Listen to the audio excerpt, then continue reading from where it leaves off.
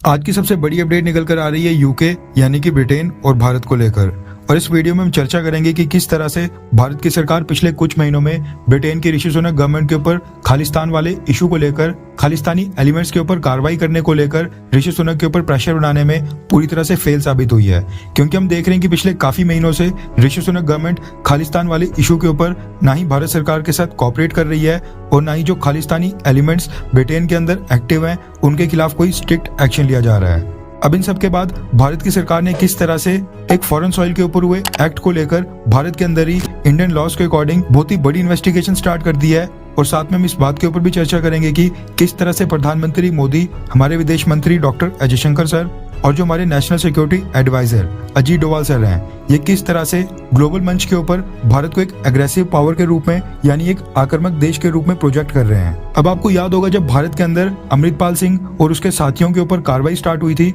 उनको अरेस्ट करके जब उनके खिलाफ भारत के अंदर इन्वेस्टिगेशन स्टार्ट की गई थी, तो ये जितने भी विदेशों में भारत की एम्बेसीज और कंसुलेट्स हैं, सिख फॉर जस्टिस ने उनके सामने खालिस्तानी एलिमेंट्स को भेजकर वहां पर प्रोटेस्ट करवाना स्टार्ट कर दिया था। अब जो लंदन में भारत का इंडियन हाई कमीशन है, यानी जो भारत की वहां पर एम्बेसी की बिल्डिंग है, उसके सामने भी जो ये प्रोटेस्ट हो रहे थे, अमृतपाल सिंह को अरेस्ट किए जाने के बाद ये प्रोटेस्ट अचानक से वहां पर वायलेंट हो गए थे। और जितने भी वहां पर खालिस्तानी एलिमेंट्स प्रेजेंट थे, उन्होंने इंडियन हाई कमीशन के ऊपर वहां पर अटैक किया था और साथ में जो इंडियन हाई कमीशन की बिल्डिंग के ऊपर तिरंगा लगा था उसको भी नीचे गिराने की कोशिश की गई थी। अब हुआ क्या कि जब ये घटना हुई उस समय जो लंदन की मेट्रोपॉलिटन पुलिस थी वो अचानक से इंडियन एम्बेसी के बाहर से हट गई थी, जिसको लेकर भारत की सरकार ने नाराजगी जताई थी। और जो भारत में न्यू दिल्ली में ब्रिटिश हाई कमीशन है, उनके ब्रिटिश हाई कमिश्नर को भारत की सरकार ने समन किया था और उनसे ये पूछा था कि आखिरकार ब्रिटिश सरकार भारत की जो एम्बेसी है, जो इंडियन हाई कमीशन है, उसकी सेफ्टी को सुनिश्चित क्यों नहीं कर पा रहा है। इसके साथ ही भारत ने टिट फॉर टैट मूव में ब्रिटिश हाई कमीशन के बाहर से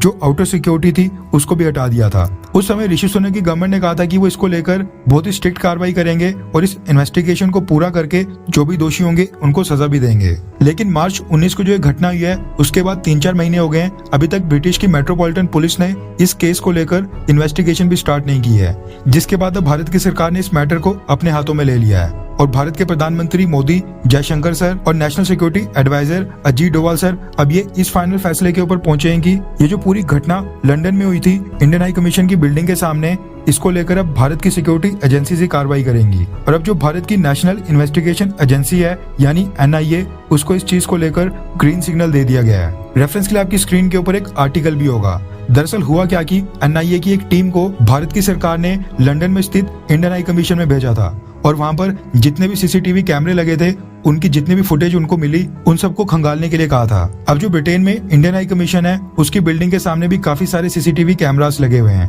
और अब निकल कर आ रही है कि मार्च 19 की जितनी भी CCTV फुटेजेस हैं वो NIA ने एक्वायर कर ली हैं। और अब पता लगाया जा रहा है कि मार्च 19 को जो इंडियन हाई कमीशन के सामने प्रोटेस्ट हुआ था, जिन भी लोगों ने भारत की एम्बेसी के ऊपर हमला किया था, क्या वो भारत के पंजाब के हैं, क्या वो स्टडी वीजा के ऊपर या फिर वर्क वीजा के ऊपर ब्रिटेन में रह रहे हैं, या फिर वो ब्रिटिश नेशनल हैं, इस चीज की आइडेंटिफिकेशन की जा रही है। इसके साथ ही भारत सरकार की ग्रीन सिग्नल के बाद अब जो नेशनल इन्वेस्टिगेशन एजेंसी है उसने अब CCTV फुटेजेस को पब्लिक करने का फैसला किया है। और मार्च 19 के दिन जो ये इंडियन हाई कमीशन के ऊपर अटैक हुआ था, उस दिन की CCTV फुटेजेस को पब्लिक कर दिया गया है। और भारत के नागरिकों से ये रिक्वेस्ट की है कि इस फुटेजेस में जितने भी लोग इंडियन हाई कमीशन के सामने प्रोटेस्ट कर रहे हैं, इनको आइडेंटिफाई करने में भारत के आम नागरिक नेशनल इन्वेस्टिगेशन एजेंसी की मदद करें। कहने का मतलब है कि ये जितने भी लोग मार्च 19 यानी जिस दिन इंडियन हाई कमीशन के ऊपर अटैक हुआ था, उस दिन भारत की एम्बेसी के बाहर वहां पर प्रोटेस्ट कर रहे थे, NIA चाहता है कि भारत के आम लोग NIA की मदद करें ताकि समय भी बच पाए और रिसोर्सेज भी। खबर निकल कर आ रही है कि NIA ने एक व्हाट्सएप का नंबर दिया है, नंबर है 7290009373 और भारत के आम लोगों यानी पब्लिक से कहा है कि जो भी लोग इस वीडियो फुटेज में यानी कि जो CCTV की क्लिप्स NIA ने जारी की है, इनमें शामिल लोगों को आइडेंटिफाई कर पाए, उनकी जानकारी इस व्हाट्सएप नंबर के ऊपर NIA को भेज दें। इसके साथ ही NIA ने यह भी कहा है कि जो भी लोग इनमें से किसी को भी आइडेंटिफाई करके इसकी जानकारी NIA को देते हैं, उस व्यक्ति की जो आइडेंटिटी है उसको भी पूरी तरह से कॉन्फिडेंशियल रखा जाएगा और किसी को ये नहीं पता चलेगा कि ये जो इंडियन हाई कमीशन के ऊपर हमला करने वाले लोग हैं, इनको आइडेंटिफाई करने में NIA की मदद किसने की। ये जो लंदन में इंडियन हाई कमीशन के ऊपर हमला हुआ था, इसको लेकर एफआईआर दर्ज की थी दिल्ली पुलिस ने। लेकिन अब खबर निकल कर आ रही है कि भारत सरकार की दखल के बाद ये केस अब नेशनल इन्वेस्टिगेशन एजेंसी यानी एनआईए को हैंडओवर कर दिया गया है। और जो इसमें धाराएं लगाई गई हैं, यानी कि जो चार्जेस लगाए गए हैं, वो हैं अनलॉफुल एक्टिविटीज प्रिवेंशन एक्ट और prevention of damage to public property act. यानी ये जितने भी लोग आइडेंटिफाई किए जाएंगे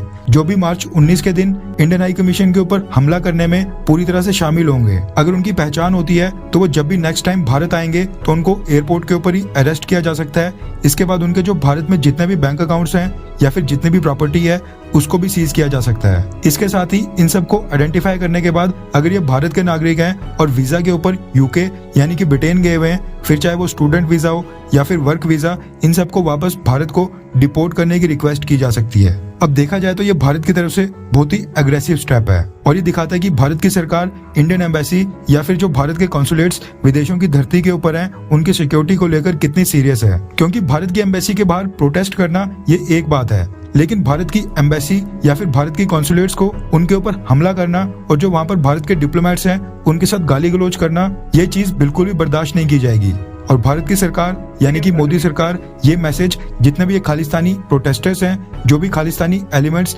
सिख फॉर जस्टिस का साथ देते हैं, भारत की एम्बेसीज के बाहर वहां पर इकट्ठा होते हैं, उनको ये मैसेज भारत की सरकार की तरफ से साफ तौर पर दिया जा रहा है।